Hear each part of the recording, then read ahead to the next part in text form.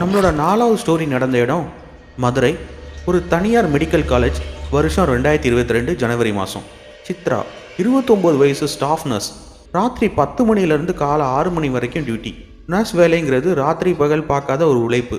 குறிப்பாக நைட் ஷிஃப்டில் அந்த அமைதியை ஒருவித பதட்டத்தை உருவாக்கும். சித்ரா தன்னோட வேலையை ரொம்ப பொறுப்பாக செய்கிற ஒரு நர்ஸ். அன்னைக்கு ராத்திரி லேபர் ரூம் 3ல் ரேவதின்னு ஒரு பொண்ணுக்கு டெலிவரி பார்க்க ரெடி ஆகிறா. அது அவளுக்கு முதல் குழந்தை.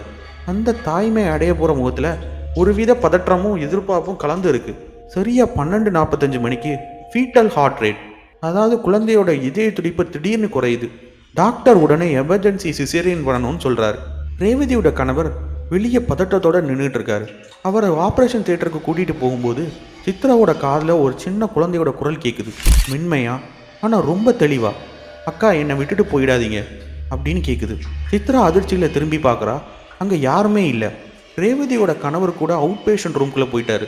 அப்போ பேசினது யாரு?